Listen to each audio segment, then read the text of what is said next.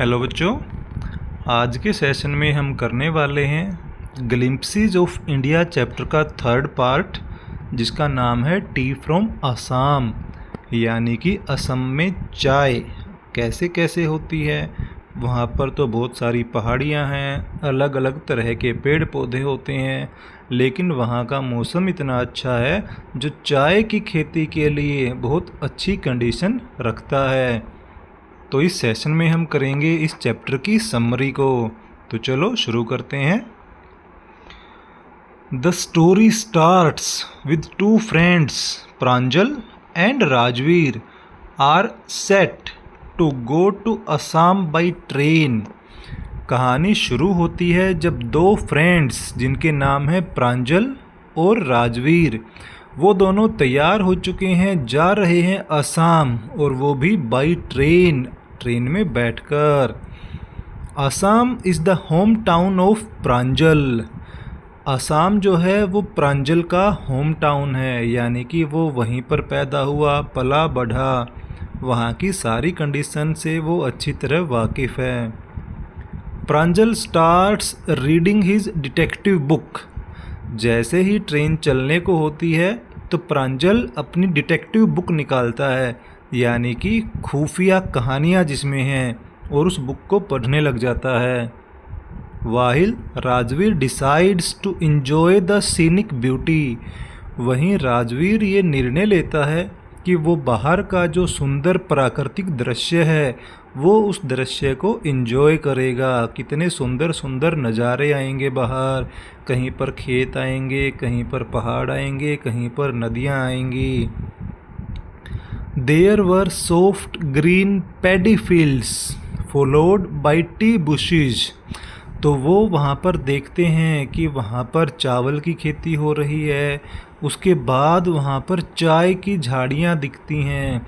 झाड़ियाँ दिखने का मतलब है कि वो केवल सूखी हुई झाड़ियाँ नहीं थी, वहाँ पर चाय की खेती हो रही थी। हरे भरे मैदानों को वो देखते हैं।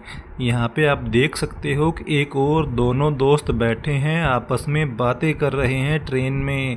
और जब ट्रेन चलती है तो प्रांजल तो अपनी किताब पढ़ने में व्यस्त हो जाता है, वहीं राजवीर ट्रेन से बाहर के नज़ारे देखने लगता है।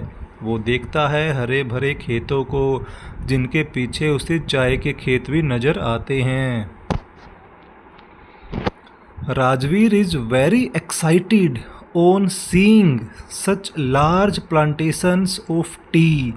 राजवीर बड़ा ही उत्साहित होता है जब वो देखता है कि चाय की इतनी ज़्यादा मात्रा में खेती हो रही है। Pranjal was born and brought up in Assam. Pranjal तो वहीं असम में पैदा हुआ, वहीं पे उसका पालन पोषण हुआ। Famously known as the tea country. और असम को मुख्यतः जिस नाम से लोग जानते हैं उसे कहते हैं कि ये तो टी कंट्री है, यानी कि चाय का देश है। Rajveer did a lot of study about how tea was discovered. Rajveer ने वहाँ जाने से पहले ही बहुत सारी रिसर्च खोजबीन कर रखी थी चाय के बारे में। उसने पढ़ रखा था कि चाय की शुरुआत कब हुई, कैसे हुई, किसने की। ये आप देख सकते हो कितनी बड़ी मात्रा में कैसे अलग अलग तरीके के आपको खेत दिख रहे हैं, चाय की झाड़ियाँ दिख रही हैं, और महिलाएं वहाँ से चाय की पत्तियाँ तोड़ रही हैं उसकी झाड़ियों पे से। He read that it was first consumed in China। तो राजवीर जब वो बुक पढ़ रहा था तो उसे पता चला था कि चाय सबसे पहले चीन में शुरू हुई थी। कंज्यूम का यहाँ पर मीनिंग है कि चाय को प्रयोग करना, चाय को पीना सबसे पहले चीन में शुरू हुआ था। And reached Europe in 16th century. और 16वीं शताब्दी में चाय यूरोप के देशों में पहुंच गई थी चीन से निकलकर। There it was popular for its medicinal properties. वहाँ पर चाय जो फेमस थी उसका मुख्य कारण ये था कि वहाँ के लोग ये मानते थे कि चाय भी एक प्रकार की दवाई है, इससे बीमारियों को ठीक किया जा सकता है।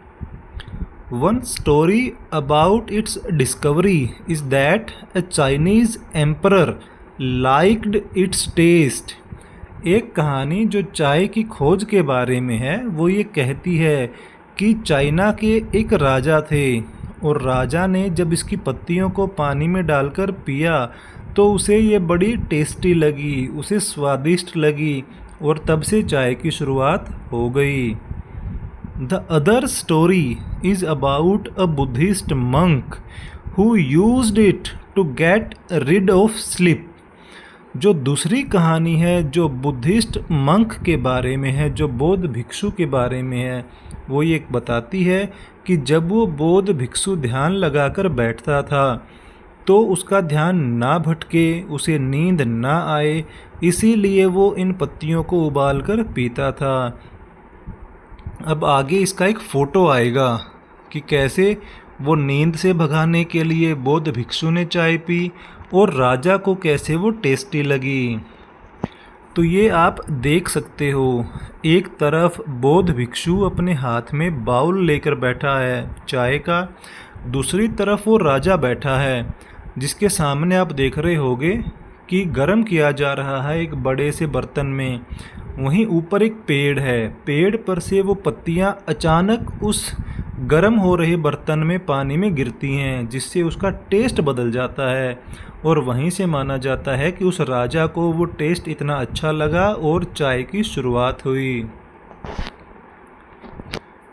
प्रांजल's parents had come to the station to receive them.